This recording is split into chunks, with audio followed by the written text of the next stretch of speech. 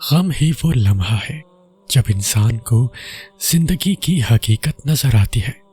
ہر شخص زندگی میں ایک دفعہ غم کی اس سیڑھی پر ضرور چڑھتا ہے، اور تب اسے یہ سمجھ آتی ہے کہ سانس چلنے سے لے کر اب تک جتنے بھی کام کیے ان میں ایک کام تو بھول ہی گئے، اللہ سے کتنا دور ہو گئے، زندگی کی تلخیوں میں کھو کر ایک اچھے دوست سے کتنا دور آ گئے ہم۔ اپنی دنیا میں جب کوئی چیز کھو جاتی ہے تو انسان اسے عرش میں ڈھونڈنے لگتا ہے، اور تب پتہ چلتا ہے کہ کچھ چیزوں کا کھو جانا کتنا بہتر ہوتا ہے۔ اللہ تعالیٰ قرآن کریم میں فرماتا ہے، جس نے موت اور زندگی اس لیے پیدا کی تاکہ وہ تمہیں آزمائے کہ تم میں سے کون عمل میں زیادہ بہتر ہے۔ آپ صلی اللہ علیہ وسلم نے فرمایا، جب اللہ کسی بندے کو پسند کرتا ہے تو اس پر خوب آزمائش ڈالتا ہے۔ اللہ تم پر آنے والی ہر آزمائش تمہیں خود سے دور کرنے کے لیے تو نہیں لاتا، بلکہ سیدھے راستے سے بھٹک جانے کے بعد جو دوریاں اور فاصلے تمہارے اور تمہارے رب کے درمیان پیدا ہو جاتے ہیں، وہ رب دوبارہ سے تمہارے لیے ان بندگی کی راہوں کو استوار کرنے کے لیے تمہیں آزماتا ہے۔ اللہ تعالیٰ کی ذات تو وہ رحیم ذات ہے جس کے غصے میں بھی ہمارے لیے پیار اور خیر خواہی چھپی ہوتی ہے، کاش کہ ہم سمجھنے والے بن جائیں۔ اگر اللہ نے آپ کو آزمائش دی ہے تو اس کا مطلب یہ نہیں کہ اللہ آپ سے ناراض ہے یا آپ کو سزا دے رہا ہے۔ آزمائش کا مطلب تو یہ ہے کہ اللہ نے تمہیں اپنی محبت کے لیے چن لیا ہے۔ آپ یہ کیوں نہیں سوچتے کہ اگر اللہ کو سزا ہی دینی ہوتی تو وہ پھر آزمائش سے نکالتا بھی کیوں؟ ہاں، یہ بات سچ ہے، آزمائش میں ڈالنے والا اللہ ہے تو آزمائش سے نکالنے والا بھی وہی رب ہے۔ آزمائش بظاہر تو ایک لفظ ہے، لیکن دراصل یہ رب سے جڑ جانے کا ذریعہ ہے۔ آپ صلی اللہ علیہ وسلم نے فرمایا، بندے کی آزمائش اس کے دین کے حساب سے ہوتی ہے۔ اگر وہ اپنے دین میں پختہ اور مضبوط ہو تو اس کی آزمائش بھی زیادہ ہوتی ہے، اور اگر اس کا ایمان کمزور ہو تو اس کی آزمائش اسی حساب سے کم ہوتی ہے۔ بندے پر مسلسل آزمائش آتی رہتی ہے، حتیٰ کہ وہ اسے ایسا پاک کر دیتی ہے کہ وہ زمین پر چل پھر رہا ہوتا ہے اور اس کے ذمے کوئی گناہ نہیں ہوتا۔ سورہ یوسف ہمیں سکھاتی ہے کہ قیدی ان قریب رہائی پا جاتے ہیں، مریض شفا دے دیے جاتے ہیں، گمشدہ لوٹ آتے ہیں، غمگین خوش کر دیے جاتے ہیں، اور تکلیف اٹھا لی جاتی ہے، اور یہ کہ مومن کی آزمائش پوری کی پوری خیر کا باعث ہوتی ہے۔ بس اللہ کے ساتھ جڑی امید کو ناکام ہونے نہ دیں۔ جان لو آزمائشیں وقتی ہوتی ہیں، جتنی جلدی آزمائشوں سے مایوس ہونے کے بجائے رب سے لو لگا لی، اتنی جلدی آزمائش سے دست بردار بھی ہو جاؤ گے۔ ایک بات ہمیشہ یاد رکھو، ہزاروں مسائل کا ایک حل وہ ہے توکل۔ جہاں توکل ہو وہاں شکوے نہیں ہوتے، جہاں توکل ہو وہاں دل کبھی بے سکون نہیں ہوتا۔ اگر پھر بھی لگتا ہے کہ ہمت باقی نہیں تو جان لو وقت آزمائش اب ختم ہونے کو ہے۔ بہت مختلف طریقوں سے آزمایا جاتا ہے، ان چیزوں پر آزمایا جاتا ہے جس کا کبھی تصور بھی نہیں کیا ہوتا۔ بہت سی مشکلات آتی ہیں اور یوں محسوس ہوتا ہے جیسے یہ تکلیف ہماری برداشت کی آخری حد ہے۔ ہم خود کو کمزور محسوس کرتے ہیں، جیسے کوئی راستہ نہیں بچا درد سے رہائی کا۔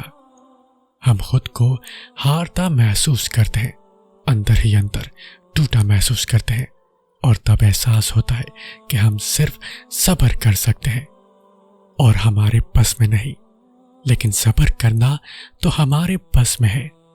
ہم سمجھ جاتے ہیں کہ صرف صبر ہی ہے جو ہمیں بکھرنے سے بچا سکتا ہے۔ ہاں، صبر کرنا آسان نہیں ہوتا، لیکن جب ہمیں یقین ہوتا ہے کہ صبر کرنے سے ہی ہم مشکل سے نکل سکتے ہیں تو صبر ہمارے لیے سکون بن جاتا ہے، ہماری طاقت بن جاتا ہے۔ کتنا خوبصورت احساس ہوتا ہے۔ بہت تکلیف میں بھی زبان پر ایک ہی بات ہوتی ہے کہ اللہ پاک ہے نا، سب ٹھیک ہو جائے گا، اور پھر صرف سکون رہ جاتا ہے۔ آزمائش اللہ اذیت دینے کے لیے نہیں، کچھ سکھانے کے لیے ڈالتا ہے۔ جتنی جلدی سیکھ لیں گے اتنی جلدی وہ دور ہوگی۔ فرمان غوث اعظم ہے، اگر تیرے بدن کا گوشت قینچیوں سے ٹکڑے ٹکڑے کر کے کاٹا جائے تب بھی حرف شکایت زبان پر نہ لا۔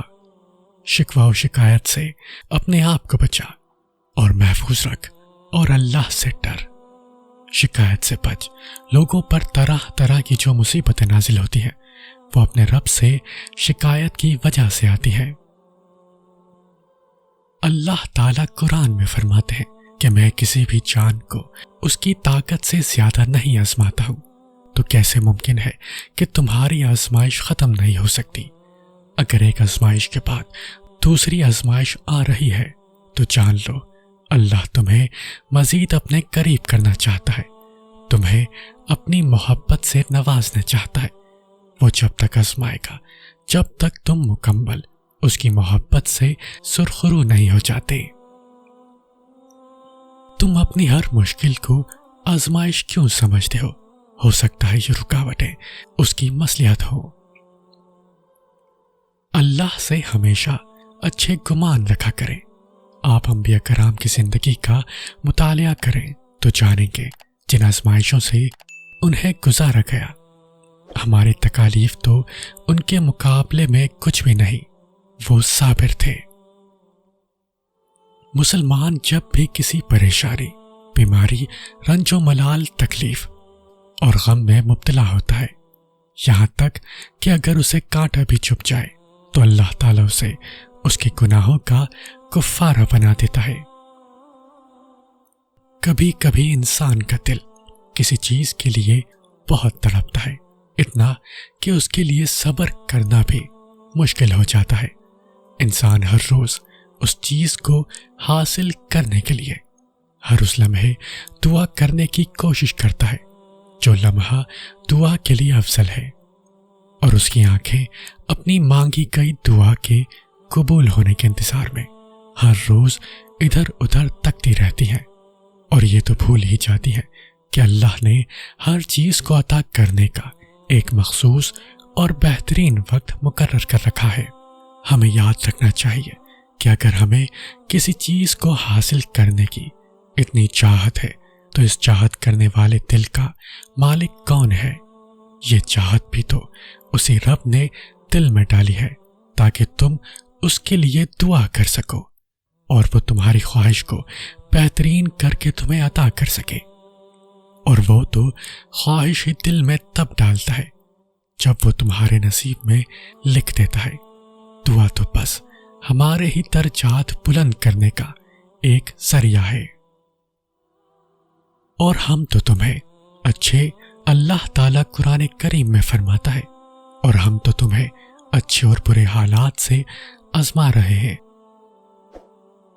اللہ تعالیٰ امتحان لیتا ہے، تمہارے صبر کا امتحان، دعاؤں کا امتحان، توکل کا امتحان، تمہارے انتظار کا، برداشت کا امتحان، اور یہ امتحان سہنا مشکل بھی ہوتا ہے۔ کبھی کبھی ہم تکلیف برداشت نہیں کر پاتے اور اپنی دعاؤں پر توکل کرنا چھوڑ دیتے ہیں۔ درد سہنا مشکل ہو جاتا ہے، طویل انتظار دل کو تھکا دیتا ہے، مگر اللہ تعالیٰ کا امتحان تکلیف دینے کے لیے نہیں ہوتا۔ غور کرو تو پتہ چلے گا کہ جب تم اس امتحان میں نہیں تھے تب تم اللہ سے اتنا قریب نہیں تھے جتنا اس درد نے تمہیں اللہ کے مزید قریب کر دیا ہے۔ تم دیکھو گے کہ کیسے تمہاری دعاؤں میں خلوص بھر گیا ہے، بھروسہ آ گیا ہے۔ یہ امتحان تمہارے دل و دماغ پر پڑی درد کی اس دھند کو آہستہ آہستہ مٹا دے گا، اور شاید یہ راستہ ہو جو اللہ نے بنایا ہو، تمہیں اپنی طرف لے کر آنے کا۔